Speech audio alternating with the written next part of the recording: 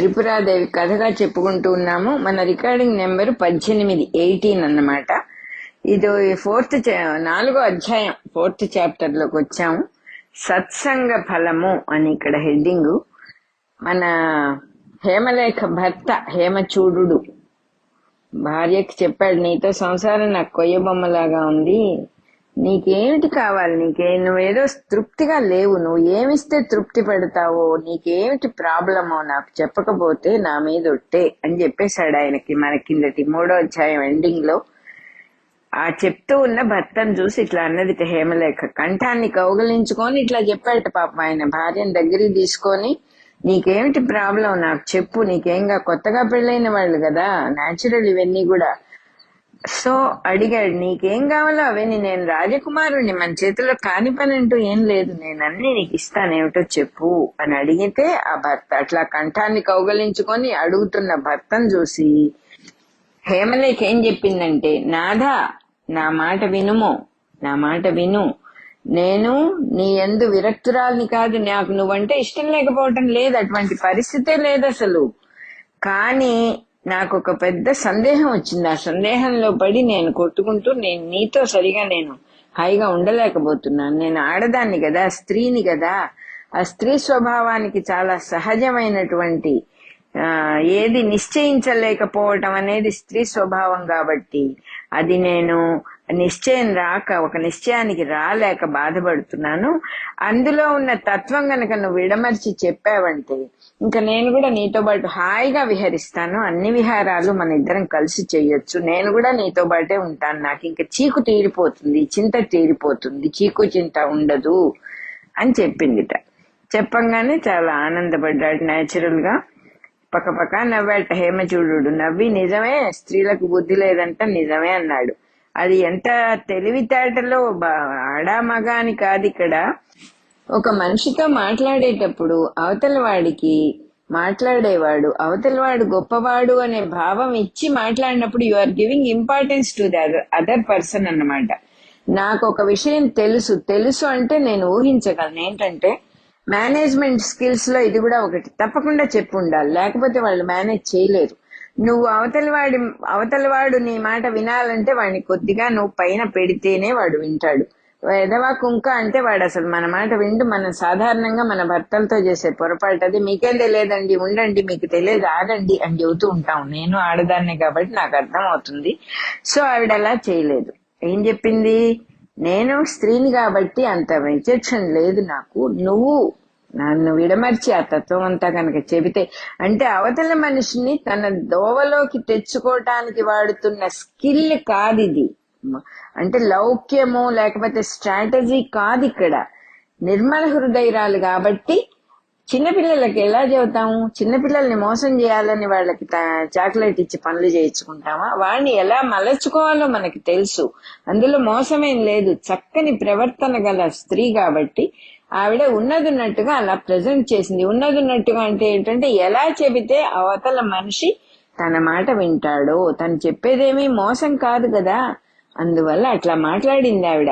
నీకైతే చక్కగా తెలుస్తుంది, నేను స్త్రీని కాబట్టి నాకు అంత వివరంగా తెలియదు, అందువల్ల నువ్వు నాకు వివరంగా చెబితే నేను కూడా హాయిగా నీతో పాటు అన్ని విహారాలు చేస్తాను అని చెప్పేసింది. ఆ మాటలు విని న్యాచురల్ గానే మన హేమచూడు చాలా ఆనందపడ్డాడు. ఎందుకంటే భార్య తనని పొగడటం ఒక ఆనందం, తర్వాత తను అనుకున్నంత సమస్య ఇక్కడేం లేదు అని ఒక సంతోషం వేసింది. పాపం పక్కపక్క నవ్వాడు. నవ్వి, నిజమే స్త్రీలకు అంత బుద్ధి జ్ఞానం ఎక్కువ ఉండవనే మాట నిజమే, అందులో ఏ సందేహం లేదు అన్నాడు. పాపం ఏముంది దీంట్లో, తెలియకపోవటానికి ఏముంది, ఇంత చిన్న విషయం గురించి నువ్వు చింతపడుతున్నావా, పశువులకి పక్షులకి కూడా తెలుస్తుంది ఏది సుఖము ఏది ప్రియము ఏది కాదు, ఏది సుఖము ఏది సుఖం కాదని తెలుస్తుంది. నువ్వేమిటి ఇట్లా ఇంత చిన్న విషయం గురించి ఆలోచిస్తున్నావు. పశువులు కూడా ఇష్టమైన వాటి దగ్గరికి వెళ్తాయి, అయిష్టమైన వాటి నుంచి దూరంగా వెళ్ళిపోతాయి, ఇందులో ఆలోచించాల్సిందేముంది అసలు అన్నాడు పాపం పొరపాటున. అనంగానే అప్పుడు ఇంకా హేమలేఖ మొదలుపెట్టింది ఆవిడ స్టోరీ అంతా కూడా. ఏమంది, స్త్రీలకు నువ్వు విమర్శ జ్ఞానం, నువ్వు అన్నట్టుగా అంత బుద్ధి జ్ఞానాలు ఉండవనే మాట నిజమే, కాబట్టి నువ్వు చక్కగా నాకు విమర్శించి చెబితే నేను కూడా హాయిగా ఉంటానని చెప్పాను.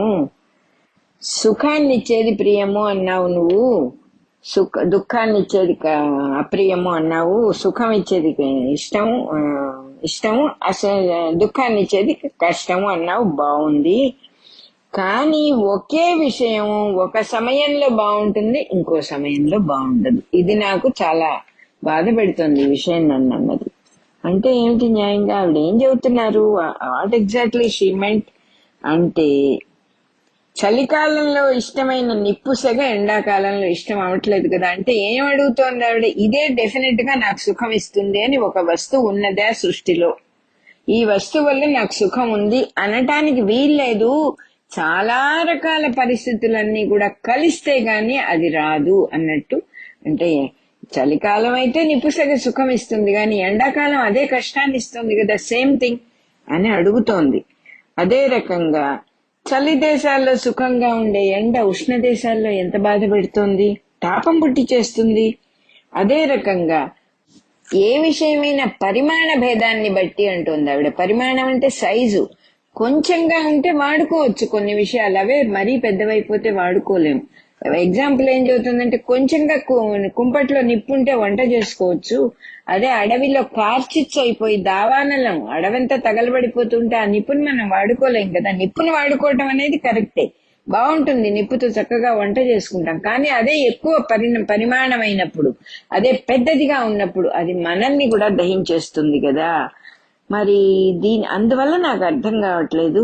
అదే రకంగా డబ్బు ఉంటుంది, భార్య పుత్రులు ఉంటారు, రాజ్యం ఉంటుంది, అన్నీ ఉన్నాయి. కానీ అన్నిటికీ ఇలాంటి కండిషన్సే ఉన్నాయి. ప్రతి దానికి ఎప్పుడు సుఖం వస్తుంది? ఒక రాజుకి అన్నీ ఉన్నాయి. శత్రుభయం లేనప్పుడు రాజుకు సుఖం వస్తుంది. అంతేగాని సుఖపడటానికి ఈ వస్తువు కారణము అనేది ఇక్కడ ఏది లేదని అనిపిస్తోంది నాకు.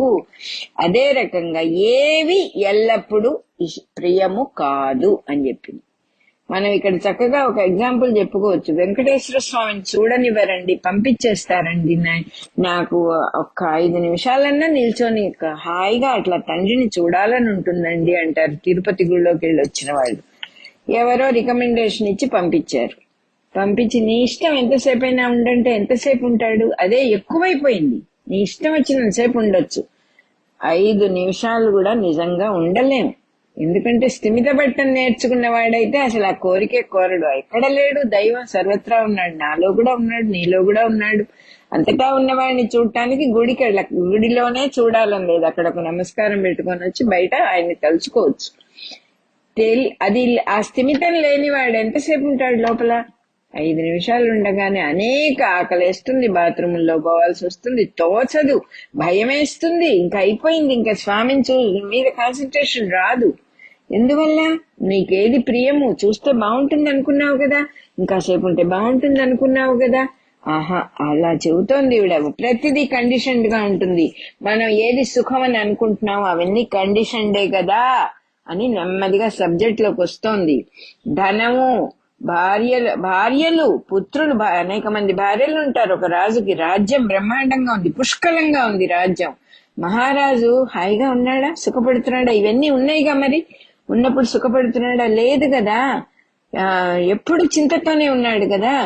అదే రకంగా అసలు ఏమీ లేదు, వాడు హాయిగా ఫుట్పాత్ మీద నిశ్చింతగా నిద్రపోతాడు ఒకడు. మరి ఈ వస్తువుల వల్ల, ఈ రాజ్యం వల్ల, భార్యల వల్ల, పుత్రుల వల్ల, ధనం వల్ల రాజుకు సుఖం వస్తోందని మనం ఎట్లా చెప్తాము అని అడుగుతున్నారు ఇక్కడ.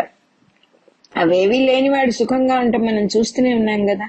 ఇదే విషయం మనకి మనం ఆలోచించుకుంటే, పూర్వకాలం కట్టెల పొయ్యిలో వంట చేసుకునేవాళ్ళు, కొంతమంది కుంపట్లలో వంట చేసుకునేవాళ్ళు, లేకపోతే 2 కూడా ఉండేవి. ఎక్కడో చెరువుకు పోయో బావి దూరంగా వెళ్లి బావి నుంచి నీళ్లు తెచ్చుకొని వంటలు, స్నానాలు అన్ని చెరువులుగా. ఇంట్లో నీళ్ల బావిలు ఉన్న వాళ్ళు తక్కువ, ఉన్నా కూడా తోడుకొని స్నానం చేయాలి. ఆ నీళ్లు ఉప్పగా ఉంటాయి, తాగటానికి పనికిరావు. తాగటానికన్నా వెళ్లి తెచ్చుకోవాలి. కట్టెల పొయ్యిలు, నడిచి వెళ్ళటాలు, ఈ వెహికల్స్ ఏమీ లేవు, ఇప్పుడున్నవేమీ లేవు. నడిచి వెళ్ళటాలు, వాళ్ళ పనులు వాళ్లే చేసుకోవటాలు అన్ని. ఏ రకమైన అంటే రుబ్బు రోలు ఉండేది కానీ మిక్సీ ఉండేది కాదు. రోట్లోనే అన్ని చేసుకోవాలి, దంచుకోవాలి, బియ్యం దంచుకోవాలి, సమస్తము అట్లాగే అన్ని వాళ్ళు కష్టపడి చేసుకోవాలి. పిండి కావాలంటే తిరగట్లో వేసి విసురుకోవాలి. విసరటం అంటే రౌండ్ గా తిప్పుతూ ఉంటే తిరగట్లో నుంచి రెండు రాళ్ల మధ్య నుంచి పిండి వస్తుంది. అది ఈ కాలం పిల్లలకు తెలియకపోవచ్చు. సో మరి ఇప్పుడు అవన్నీ లేవుగా, మనం సుఖపడుతున్నావా? ఆ సమస్యలే లేవు. మనం బియ్యం దంచుకోక్కర్లే, 10 రూపాయలు పెడితే బియ్యం వచ్చేస్తాయి, ఈ పూటకు సరిపోయేవి కొనుక్కొచ్చేసుకుంటున్నాం కదా. సుఖపడుతున్నావా? బయటికి వెళ్ళక్కర్లేదు, నీళ్లు తెచ్చుకోక్కర్లేదు, అట్ట నిప్పు పుల్ల కూడా వెలిగించక్కర్లేదు, ఇగ్నిషన్ తో వచ్చేస్తుంది. గ్యాస్ స్టవ్ తిప్పితే వెలుగుతుంది. సుఖపడుతున్నావా? ఎంత పూర్వకాలపు భర్తలు కొంచెం క్రూరంగా ఉండేవాళ్ళు, ఆచార వ్యవహారాలు ఉండేవి, పెద్దవాళ్ళంటే భయభక్తులు ఉండేవి. ఇప్పుడు అవేం లేవే. హాయిగా ఉంటున్నావా? సుఖపడుతున్నావా? స్వాతంత్ర్యంతో ఉన్నామని మనం అనుకోవచ్చు, కానీ ఆ స్వాతంత్ర్యమే లేదని ఇప్పుడు కూడా ఏడుస్తూనే ఉన్నారు కదా ఆడవాళ్ళు. దాని పేరేమిటి? మేల్ డామినేషన్ ఉంటుంది కదా. ఇవాళకి ఆ ఏడుపు ఉండనే ఉంది కదా. ఆ రోజుల్లో వాళ్ళే సుఖంగా ఉన్నారు అట్లా చూస్తే. ఎందుకంటే ఉన్నదాన్ని ఒప్పుకున్నారు. అవును, అవతల వాళ్ళని ఒప్పుకున్నందువల్ల నా జీవితం సుఖంగా వెళ్ళిపోతే నేనెందుకు ఒప్పుకోకూడదు అనే తెలివి ఉన్న వాళ్ళు పూర్వకాలపు వాళ్ళు. ఇప్పుడు నేను వాడిని ఒప్పుకోను అని తన ఒళ్ళో తనే నిపుణు పోసుకుంటోంది ఈ కాలపు స్త్రీ. ఏం చేస్తాం మరి? ఇప్పుడు సుఖం వస్తోందా? ఇవన్నీ ఉన్నాయి కదా, ఏసీ గదులు, ఏసీ కార్లు. అసలు సుఖానికి పనికిరాని వస్తువు అంటూ ఏముంది ఇక్కడ? ఏది కావాలంటే అవెల్లా సుఖం సంపాదించి పెడుతున్నాయ్యా మనకి. వస్తువులు వస్తున్నాయి, డబ్బు ఖర్చు అవుతోంది, కానీ సుఖం మటుకు రావటం లేదు అని ఎవరైనా గ్రహిస్తున్నారా? మాకు బాగా తెలిసిన కుటుంబంలో ఒక అతను, ఆధ్యాత్మిక సాధకుడు, అతను మంచి డాక్టరు, ఒక మాట చెప్పాడు. ఆంటీ, పెద్ద థియేటర్ కట్టించుకున్నాం, పెద్ద ఇల్లు కొనుక్కున్నాం, పెద్ద థియేటర్ లో, మామూలు థియేటర్ లో ఉండేటంత స్క్రీన్ పెట్టుకున్నాం, కానీ ఏంటో అంటే అయినా కూడా ఏమీ హాయిగా లేదు. దానివల్ల నాకు నిజంగా సుఖం రావట్లేదని నాకు అర్థమైంది. ఇంట్లో ఎందుకు, బయటకు వెళ్ళి చూడొచ్చు కదా థియేటర్ కావాలంటే. నాకు నిజంగా అర్థం కావట్లేదు ఏం చేస్తున్నాను అన్నాడు. అంటే లోపల ఒక వెలుగు వెలిగిందన్నమాట అతనికి. ఆ వెలుగుని పట్టుకుని పైకి వెళ్ళాలి. అది పట్టుకుంటాడో లేదో భగవంతుడి అనుగ్రహం మీద ఆధారపడి ఉంది. కానీ అది ఎంత సత్యం! ఎన్నో తెచ్చుకుని మన గూడంతా, మన ఇల్లంతా నింపేసుకుంటున్నాం. మనకి సుఖం వస్తోందా? అది అడుగుతోంది ఇక్కడ ఈ హేమలేఖ అనబడేటటువంటి మహానుభావురాలు. ఎన్నో ఉన్నాయి, సుఖం వస్తోందా? మన సుఖం కోసం మనం కోరే భోగాలు అనంతములుగా ఉన్నాయి, అంటే అంతం లేకుండా ఉన్నాయి ఆ భోగాలన్నీ కూడా. ఎవడైనా ఒక్కడైనా ఆ భోగాలన్నీ పొంది సుఖపడుతున్నాడా? అలవాటైపోతున్నాయి. పైగా ఏసీ అలవాటైపోతే బయట దుఃఖం, బయట ఉండలేము. ఏసీ లేకపోతే ఉండలేమండి. మేము బస్సులు ఎక్కలేమండి, మాకు అలవాటు తప్పింది. మాకు ఏసీ కారులోనే ప్రయాణం అలవాటు. ఇలా మన అలవాటు కూడా మనకు ఒక ప్రాబ్లం అయిపోయింది ఈ సుఖాల వల్ల. ఈ అన్ని వస్తువుల వల్ల, అలవాట్ల వల్ల మనకు సుఖం వస్తోందా, దుఃఖం వస్తోందా? నిజంగా ఆలోచించుకుంటే ఆవిడ క్లియర్ గా చెప్పేశారు ఇక్కడ హేమలేఖ. ఎవరు కూడా సకల భోగాల్ని పొంది సుఖించుట లేదు. ఎవడు సుఖపట్టలేదని చెప్పేసింది. మొత్తం యూనివర్సల్ ట్రూత్. ఎవడు ఏ భోగాల్ని పొంది సుఖపడటం లేదు. కొంచెం సుఖం కలిగితే, కొంచెం భోగం ఉంటే సుఖం కలగదా నువ్వు అంటావేమో. నాదా వినో, దుఃఖంతో కలిసి ఉన్న సుఖమే కాదు. ఏసీ కొనుక్కున్నప్పుడు వచ్చే సుఖం ఏసీ లేనప్పుడు వచ్చే దుఃఖం కంట చాలా చిన్నది, ఆ దుఃఖమే ఎక్కువ అని చెప్పేసింది ఇక్కడ. దుఃఖం 2 విధాలుగా ఉంటుంది. ఇంకా చెప్తున్నారు ఆవిడ, శరీరంలో వ్యాధి వల్ల కలిగే దుఃఖం. ఏదో జబ్బు చేసింది, ఎంత బాధ, ఒళ్ళంతా నొప్పులండి, నడవలేనండి, నీరసం అండి, ఎన్నో చెబుతాం. మనకు అవన్నీ చెప్పక్కర్లా. ఎన్ని బాధలో ఉన్నాయి శరీరానికి ఆ వ్యాధి వల్ల. అది బయట బాహ్యమైన విషయం ఆ దుఃఖం.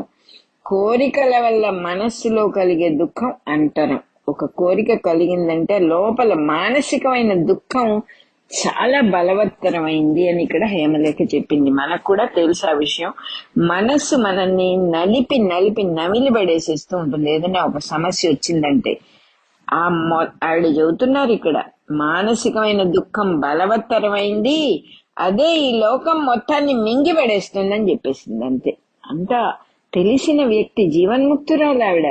ఇంకా మన కథలో ఆవిడ జీవన్ముక్తురాలు అనే మాట బయటికి ఇంకా రాలేదు. భర్తకి తెలియదు, ఎవరికి తెలియదు. ఏదో శాంత స్వరూపురాలు, చాలా నిర్మల హృదయరాలు అని ఒక ఆకర్షణ తెలుస్తోంది, కానీ వాళ్ళకి ఆవిడ జీవన్ముక్తురాలు అనే మాట ఇంకా రాలా. కానీ మనకి తెలుసు, అందువల్ల ఆవిడ చెప్పేస్తుంది మొత్తం లోకం గురించి. భోగాల్ని పొంది సుఖపడుతున్న వాడెవడు ఒక్కడు కూడా లేడు. కోరికల వల్ల మనస్సులో కలిగేది బలవత్తరమైన దుఃఖము అని చెప్పేసింది ఆవిడ. అదే ఈ లోకాన్ని మొత్తాన్ని కూడా మింగిపడేస్తోందని కూడా చెప్పింది ఆ తల్లి. కోరికయే దుఃఖము అనే వృక్షానికి గట్టి విత్తనం. కోరికలకు దాసులైపోయి కదా ఇంద్రుడు మొదలైన దేవతలు కూడా ఎప్పుడు ఏదో ఒకటి చేస్తూనే ఉన్నారు వాళ్ళు. ఎందుకంటే ఏదో కోరిక తీరాలి, ఏదో కోరిక తీరాలి, దానికోసం శ్రమపడి కార్య నిమగ్నులగుచున్నారు. నిత్యము కార్య నిమగ్నం, ఎప్పుడు ఏదో ఒక పనిలో మునిగిపోతున్నారు, ఏదో కావాలనే పరుగులాట. ఆవిడ ఇంద్రుడు మొదలైన వాళ్ళ గురించి చెబుతోందా మన గురించి చెబుతోందా అని కూడా మనం అర్థం చేసుకోవాలి. మన గురించే ఉరుకులు పరుగులు, లేచినప్పటి నుంచి ఏదో కావాలి, ఏదో వెలితి, ఏదో కావాలి, అది కావాలి ఇది కావాలి అనే దాంతో ఆ కోరికలతో మనం స్థిమితం లేకుండా ఆ దుఃఖంలో మునిగిపోవలసిన పరిస్థితి. అదే లోకం మొత్తాన్ని కూడా మింగేస్తోందని చెప్పింది ఆవిడ. అంతేకాదు ఆ కోరిక కొంచెం తీరితే చాలదు, మొత్తంగా తీరాలి. కొంచెం తీరి కొంచెం మిగిలిన్నా మళ్ళీ దుఃఖమే వస్తుంది అని చెప్పేసింది. అంతకంటే కూడా పశుపక్ష్యాదులకు కలుగుతున్న సుఖం ఎంతో మేలు. వందల కొలది కోరికలున్న మనిషికి ఏదో కొంచెం కలిగితే చాలు, ఒక్క కోరిక తీరినా చాలు కదా అనేవాళ్ళు ఉంటారు. అది కరెక్ట్ కాదంటున్నారు ఆవిడ. ఒళ్ళంతా కాలిపోతుంటే పాదం మీద ఒక గంటపు చుక్క నీళ్లు చల్లితే సుఖం వస్తుందా నీకు? రాదు. అది కరెక్ట్ కాదు, అది నిజమైన సుఖం కాదు. అది హాయి నీకు ఎట్లా వస్తుంది? ఒళ్ళంతా మంటలు మండుతుంటే నీ కాళ్ళ మీద పడిన గంధపు చుక్క అసలు తెలియదు. యూ కెనాట్ రికగ్నైజ్ ఇట్ అని చెప్పేసింది. అదే రకంగా ఇంకా చెప్తూ ఉన్నారు ఆవిడ. ప్రియురాలి కౌగిలి వల్ల మానవుడు సుఖాన్ని పొందుతున్నాడు. చాలా ప్రియురాలు వచ్చి కౌగలించుకుంటే ఆ సుఖం, ఆ మత్తు ప్రపంచమే తెలియదు ఇంకా. కరెక్టే. కానీ అదే అప్పుడు ఏం జరుగుతోంది? సంభోగం శ్రమ కాదా అని అడుగుతోంది ఆవిడ ఇక్కడ. పరిశ్రమ అంటోంది. నాడీ సంఘటనము వలన నాడులన్నీ కూడా ఒక రకమైనటువంటి టెన్షన్ కు గురవుతాయి. అది సుఖం అని అన్నావనుకో, పోనీ ఓకే, నాడీ సంఘటన వల్ల కొంచెం సుఖం కలిగిందని నువ్వు అన్నావనుకో, బానే ఉంది. కుక్కలకి లేదా సుఖం అని అడిగింది. మనల్ని ఈ చెంప ఆ చెంప వాయిచేస్తోంది హేమలేఖ. అంత మాత్రం సుఖం కుక్కలకు లేదా? ఆ కుక్కల్లో లేని సౌందర్యము నువ్వు మనుషుల్లో ఏముంది ప్రత్యేకంగా? అవి చేస్తున్నాయి కదా సంభోగం. జంతువులన్నీ మేటింగ్ చేస్తూనే ఉన్నాయి కదా, వాటికి సుఖం వస్తుందా రావట్లేదా? వెతికి వెళ్ళి ఆ టైం రాగానే, పాపం ఆ ఋతుకాలం రాగానే వెళ్ళి ఆడ మగ కలుస్తున్నాయి కదా, వాటికి సుఖం వస్తోంది కదా. సుఖం రాకపోతే ఎందుకు వెళ్తాయి ఇట్లా అవి? మరి మనిషికి అంతే కదా. సౌందర్యం ఏంటి మధ్యలో? ఇది ఎక్కడి నుంచి వచ్చింది? చాలా అందమైన స్త్రీ కావాలి, అందమైన పురుషుడు కావాలి అనే మాట ఎందుకు వచ్చింది ఇక్కడ? సౌందర్యం ఏమిటి ఇందులో? ఏమి ఆనందం వస్తోంది దాంట్లో? ఇది కూడా తప్పే అని చెప్పేసింది ఆవిడ. సౌందర్యం అనే మాట కూడా లేదు ఇక్కడ. అది నీకు ఇష్టం వల్ల వస్తుంది. నీకు ఇష్టమయ్యి ఆ స్త్రీ అందంగా కనపడుతుంది, నీకు ఇష్టమైనందువల్ల నీకు ఆ పురుషుడు అందంగా కనపడుతున్నాడు అంతే తప్ప ఇక్కడ సౌందర్యం అనేది కూడా లేదు. ఇక్కడ కూడా ఇష్టమో ఇష్టమే రాజ్యమవుతున్నాయి. ఇక్కడ కూడా అభిమానం వల్ల కలుగుతూ ఉన్నదే. ఎందుకంటే చెబుతోంది ఇంకా ఆవిడ, ఒకడు మెచ్చిన స్త్రీని ఇంకోడు మెచ్చాడు కదా. ఒక స్త్రీ అందమైంది అంటే అందరికీ ఆవిడే అందంగా కనపడాలి కదా, మిగతా వాళ్ళు అంత అందంగా కనపడకూడదు కదా. అలా ఉండదే. తనకు నచ్చింది ప్రతిదీ అందమైంది అంటాడు ప్రతివాడు. తన స్త్రీ అందమైంది అంటాడు, తనకు ఈవిడ చాలా అందంగా ఉంది అని ప్రతివాడు ఒక సెలక్షన్ చేస్తాడు. అంతేకాదు 10 మందికి వికృతంగా కనిపించే పురుషుడు ఒక స్త్రీకి మహాప్రియుడు అవ్వచ్చు, అవ్వకూడదా? ఎంతో ప్రియతమ్ముడు అవ్వచ్చు. ఆవిడ భర్త అంటే ప్రాణాలు వదిలే పరిస్థితి ఉండొచ్చు అతనికి. ఆవిడకి అంత ఇష్టం అతనంటే. కానీ నలుగురికి చాలా వికృతంగా కనబడతాడు అతను. లేవా అటువంటి పరిస్థితులు ప్రపంచంలో అని అడుగుతోంది ఆవిడ. హేమలేఖ ఒక కథ చెప్పటం మొదలుపెట్టింది హేమచూడుడికి, భర్తకి. పూర్వం ఒక రాజుగారికి కొడుకుండేవాడు. ఎంతో చాలా అందమైన వాడు అతను, మన్మధుణ్ణి మించిన అందగాడు. అతడి భార్య కూడా చాలా అందమైనటువంటి చక్కని సౌందర్యవతి ఆవిడ కూడా. అసలు ఆ భార్య అంటే ఎంత ఇష్టమో ఈ రాజకుమారుడికి. ఆ ప్రాణం పెట్టేస్తాడు. ఆ భార్యకు ఏది కావాలన్నా ఇవ్వగలిగినటువంటి ఇష్టము ఉంది, శక్తి ఉంది. అతనికి చాలా ప్రేమగా ఉంటాడు, చాలా అత్యంతము ఆసక్తుడై ఉంటుంది. ఆ భార్య అంటే చాలా ఇష్టపడుతూ ఉన్నాడు. కానీ ఆవిడకు మాత్రం, అందమైన భార్యకి మాత్రం అక్కడ పనిచేస్తూ ఉన్నటువంటి ఒక సేవకుడు అంటే చాలా ఇష్టం ఉంటుంది. ఇట్లాంటి విషయాలు ఉన్నాయి. మామూలుగా మనకి మన దృష్టిలోకి రాకపోవచ్చు, కానీ ఇలాంటివి సృష్టిలో ఉన్నాయి కాబట్టి అందులో ఒక కథ ఈవిడ మనకి ఒక కనువిప్పు కలగటానికి, భర్తకు ఒక కనువిప్పు కలగటానికి చెప్తూ ఉన్నదన్నమాట. ఆ భర్త ఏమో భార్య మీద ఆసక్తిగా ఉన్నాడు, భార్య ఏమో ఒక సేవకు పనిచేసేవాడి మీద ఆవిడ ఆసక్తి చూపిస్తోంది. రోజు ఆ పనివాడు ఏం చేసేవాడు, ఈ రాజకుమారుడికి విపరీతంగా తాగిచ్చేవాడు. మద్యం బాగా తాగిచ్చి ఒళ్ళుదలేనంత మత్తు వచ్చిన తర్వాత ఒక బాగా వికృతంగా ఉన్న దాసిదాన్ని ఒకదాన్ని వీడి పక్కలోకి పంపించేసి వాడు వెళ్లి ఈ రాజకుమారుడి భార్యతో ఉండేవాడు. ఆ సేవకుడు. అది చాలా అలవాటైపోయింది వాళ్ళిద్దరికి. చాలా కాలం జరిగింది ఇట్లా. పాపం ఈ బాగా తాగిన మత్తులో తన అందమైన భార్యతోనే ఉన్నాను అనుకుంటూ చాలా, తనంత అదృష్టవంతులు ఎవరూ లేరు, ఇంత సౌందర్యవతి తనకు దొరికింది అని చాలా ఆనందపడేవాడు. సో అలా చాలా కాలం జరిగిన తర్వాత ఒక రోజు దైవ యోగమున అంటున్నారు. చాలా ఎప్పుడు అన్ని ఒకే రకంగా జరగదు, కాలం అంతా ఎప్పుడు ఒకే రకంగా ఉండదండి అంటాం మనం. ఒక రోజు ఏమైంది, ఆ పనివాడు ఈ రాజకుమారుడికి ఫుల్ గా తాగించలేకపోయాడు. ఆ రోజు ఏదో వాడికి అర్జెంట్ పని వచ్చి గబగబా అవన్నీ అక్కడ తాగే సామాన్లన్నీ అక్కడ పెట్టి వెళ్ళిపోయాడు. ఆయనే తాగుతాడులే, అలవాటైంది కదా అన్నట్టు వెళ్ళిపోయాడు వాడు హడావుడిగా. ఈయనేమో అంత తాగల. రోజు వాడు బలవంతంగా పోసేవాడు, ఈయనంత తాగలేదు, ఏదో కొద్దిగా తాగి వెళ్ళిపోయాడు. వెళ్ళిపోయిన తర్వాత వెళ్ళటం తన బెడ్రూమ్ కి, శయన మందిరానికి వెళ్ళాడు. ఆ శయన మందిరంలో ఉన్నది తన భార్య అనుకున్నాడు. కానీ చాలా తొందరగానే మత్తు తీరింది, ఎక్కువ తాగలేదు కాబట్టి. కళ్ళు తెరిచి చూస్తే పక్కన భయంకరమైన ఆకారంతో ఒక దాసీది పడుకోనుంది. మండిపోయింది వీడికి.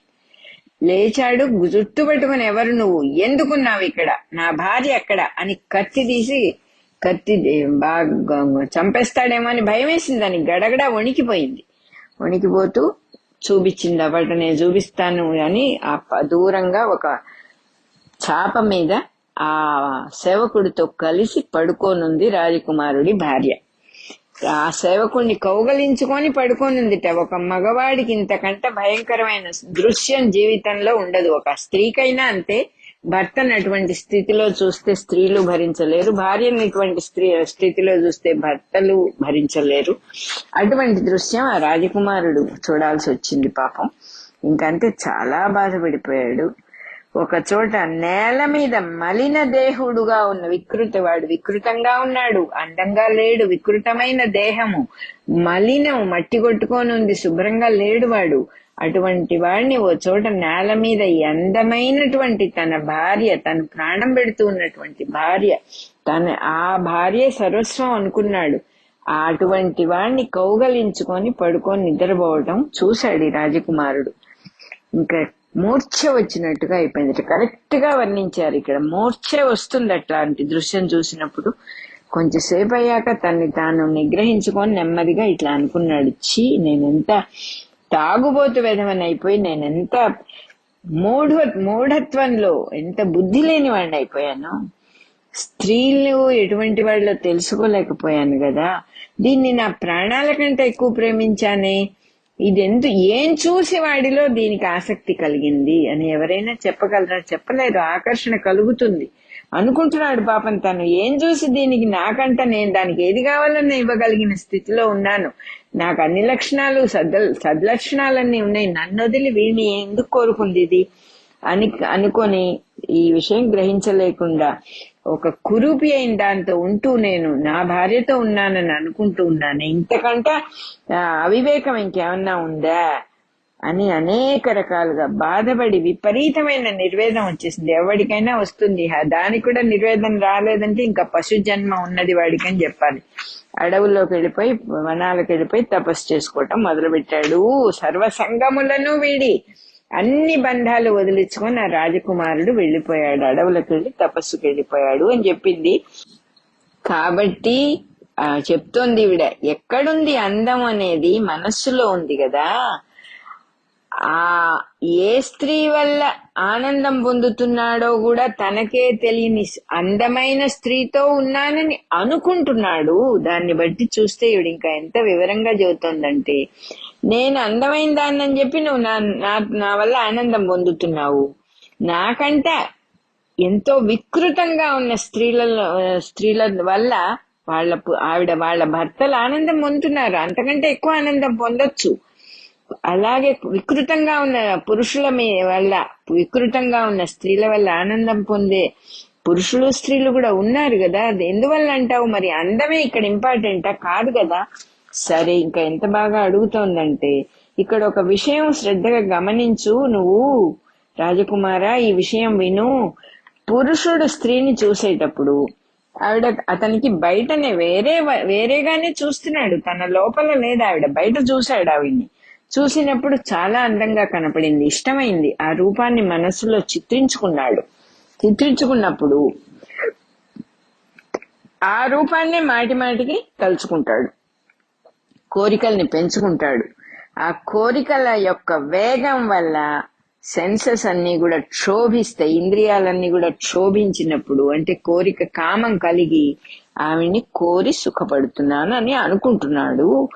అట్లా ఇంద్రియ క్షోభ లేకుండా ఎవడైనా ఆ సుఖాన్ని పొందాడా అని అడుగుతోంది ఈవిడ. అది గనక సుఖమైతే ఇంద్రియ క్షోభ ఎందుకుంటుంది? ఇంద్రియాలు విపరీతంగా ఎగ్జైట్ అవ్వటము, టెన్షన్ అవ్వటము అనేది ఎందుకుంది? నాడీ సంఘట్టము అంది కదా ఈవిడ. నాడులన్నీ కూడా టెన్షన్ కు గురెందుకు అవుతున్నాయి? అది గనక సుఖమైతే అని అడుగుతోంది. ఆ టెన్షన్ లేకుండా, ఆ నాడీ సంఘట్టం అనేది లేకుండా ఎవడైనా ఆ సుఖాన్ని పొందాడా అని ఆలోచించాలి మనం అని చెబుతోంది. అతన్ని వేరే ఇంకొక దోవలోకి తీసుకెళ్తోంది. అట్లు ఇంద్రియ క్షోభని పొందని వాడు ఎంత అందమైన మనిషిని, స్త్రీని చూసినా కూడా రతిని పొందటం లేదు అని చెప్పేసింది ఇక్కడ ఆవిడ. ముందు లోపల ఇంద్రియాలు, మన ఒళ్ళు వేడెక్కితే గానీ మనకు అది చెయ్యాలని అనిపించదు అని చెప్పేసింది ఇక్కడ. ఇంద్రియ క్షోభకు కారణం ఏంటి? వాంఛ, కోరిక. ఆ కోరిక కారణం ఏంటి? ఆ ఆకారాన్ని మన మనస్సులో ఉన్నది ఆ సృష్టి. ఆ అందమైన స్త్రీ ఎక్కడుంది? బయట ఉన్నది అనుకుంటున్నావు నువ్వు, కాదు, నీ మనస్సులో చిత్రీకరించబడింది అది. కాబట్టే చిన్నపిల్లలకి, యోగులకి ఎంత సౌందర్యవతిని చూసినా కూడా ఇంద్రియ క్షోభ కలగటము లేదు. వాళ్ళ ప్రింట్ ని మనస్సులోకి తీసుకోవటం లేదు. తీసుకోనందువల్ల వాళ్ళకి ఆ ప్రాబ్లమే లేదు. కాబట్టి అందం అనేది మనస్సులోనే పుడుతోంది. ఆకర్షణ బయట వస్తువు అందుకు నిమిత్త మాత్రం మటుకే, అది నిజంగా కారణం కాదు. బయట చూడటం కారణం కాదు, నీ లోపలున్నది. ఏ స్త్రీ యందు ఏ పురుషుడు రతిని పొందుతున్నాడో, ఆవిడ అందంగా ఉన్నా, మన దృష్టిలో వికారంగా ఉన్నా, ఆ పురుషుడు ఆ స్త్రీ యందు అందాన్నే భావిస్తున్నాడు. వాడికి ఇష్టమయ్యే ఆవిడ్ని కలుస్తున్నాడు గాని వాడు అయిష్టంతో భార్యనో భర్తనో కలవడం అనే ప్రసక్తే లేదని చెప్పేసింది. ఆ సుఖం రాదు కదా ఇష్టంతో కలిస్తే. దానికి కారణం రతి కాదు, ఇష్టాలేని ఇండైరెక్ట్ గా చెబుతోంది ఆవిడ. నీకు ఇష్టమైన ఆ కార్యక్రమంలో పాల్గొంటున్నావు కాబట్టి నీకు అది బాగుంది. ఎంత వికృతంగా ఉన్న స్త్రీ ఎందైనా కూడా ఆ పురుషుడు ఆ సుఖాన్నే పొందుతున్నారు. ఆ స్త్రీలు అందంగా కనపడక వికారంగా ఉన్నారంటే వాడు ఎందుకు పోతాడు ఆవిడ దగ్గరికి అని చెబుతున్నది ఆవిడ.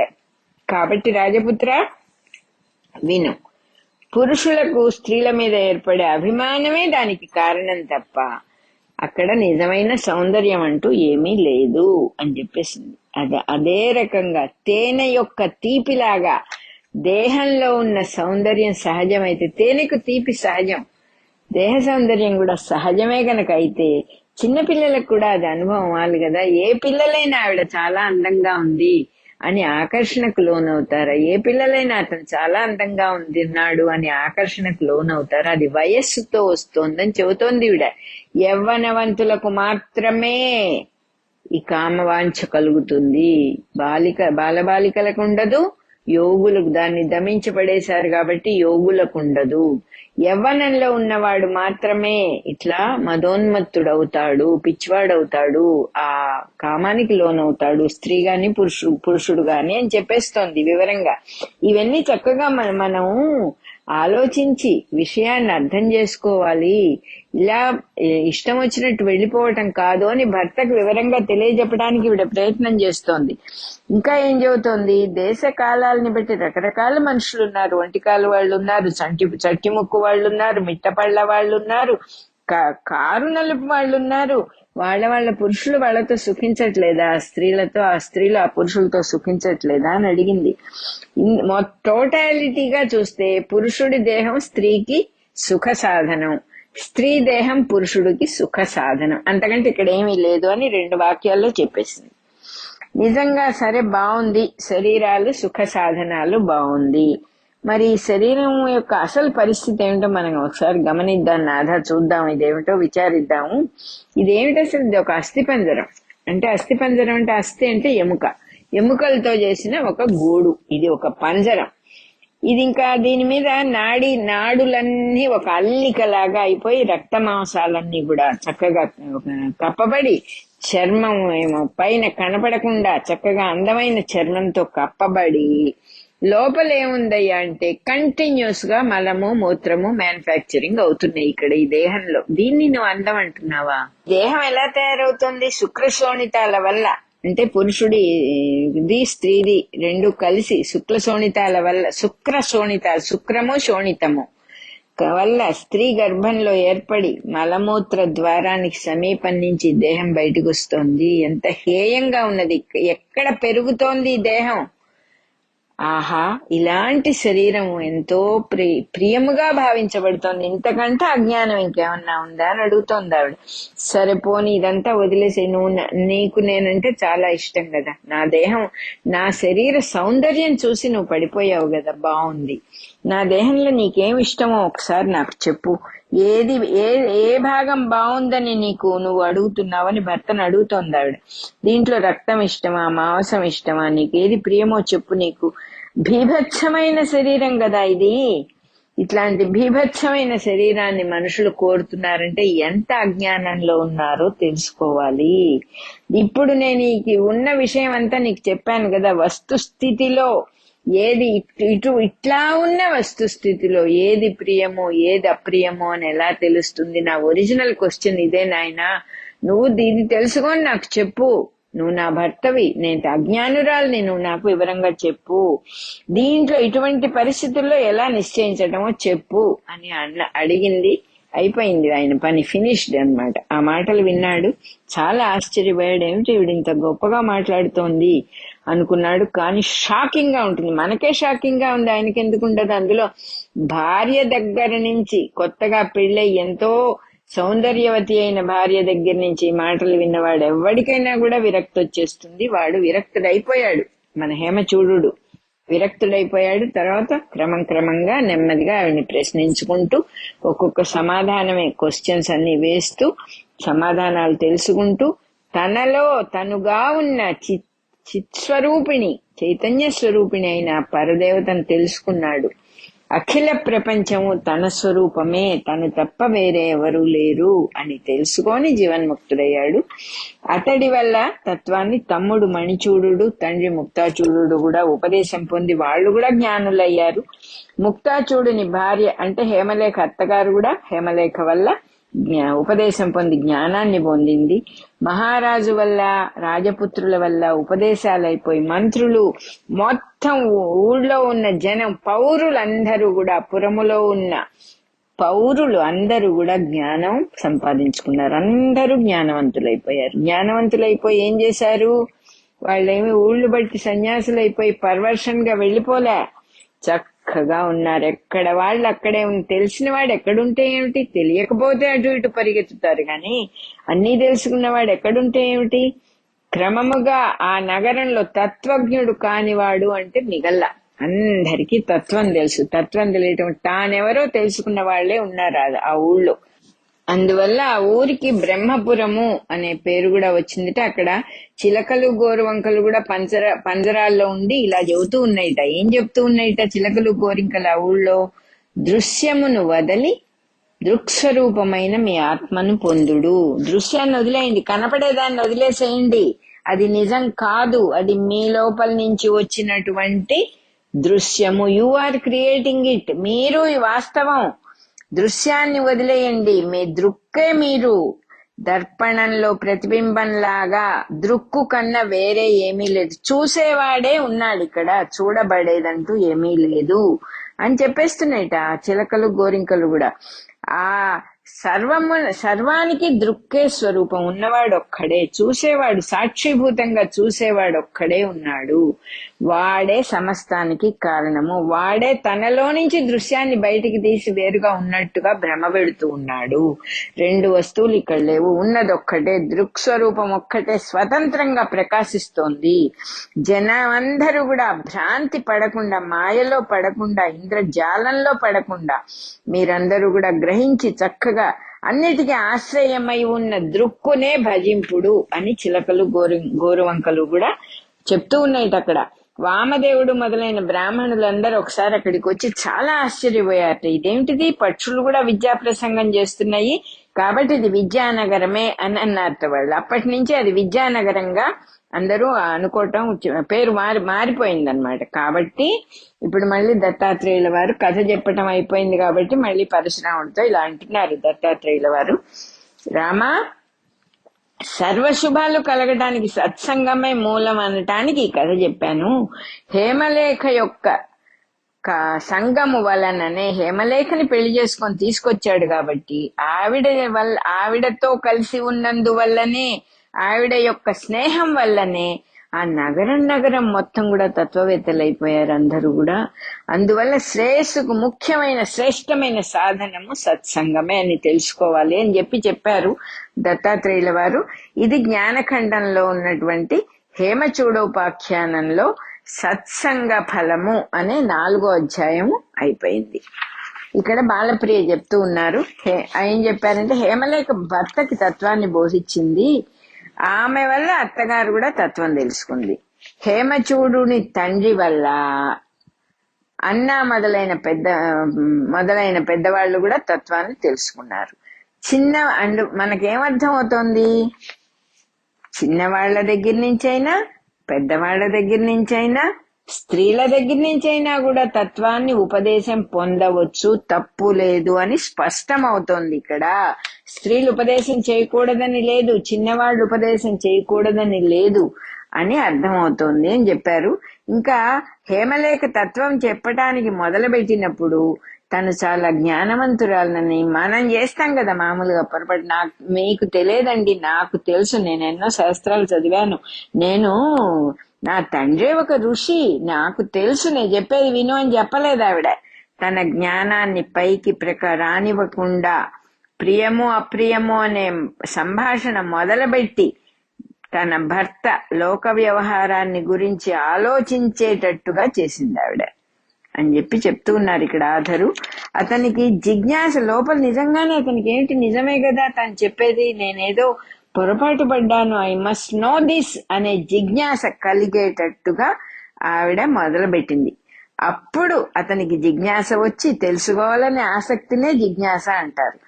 జిజ్ఞాస కలిగి ప్రశ్నలు అడగటం మొదలు పెట్టాక కొంచెం చక్కగా అతనికి అర్థమయ్యేటట్టుగా సమాధానాలు చెబుతూ ప్రేమతో కొంచెం బోధించటం మొదలుపెట్టింది. భార్యాభర్తల భావంలో, ప్రవర్తనలో ఆవిడ ఏ భేదం చూపించదు. నే గురువుని, నువ్వు శిష్యుడివి అని ఆవిడేమి అధిక గొప్పతనాన్ని చూపించలేదు ఇక్కడ అని మళ్ళీ క్లియర్ గా చెబుతున్నారు. అంతేకాకుండా ఇంకో విషయం కూడా గుర్తు పెట్టుకోవాలి ఇక్కడ, మనం చూసుకోవాలి. మనం ఈ కథలో స్త్రీలకు స్త్రీలు బోధ చేశారు, పురుషులకు పురుషులు తత్వాన్ని బోధించి ఉండటం కూడా గమనించాలి మనము అని చెప్పారు. ఇక్కడ మనకి 18వ రికార్డింగ్ నెంబర్ అయిపోయింది, బాలప్రియ అయిపోయింది. అలాగే పేజ్ నెంబరు 70 పేజ్ కూడా అయిపోయింది.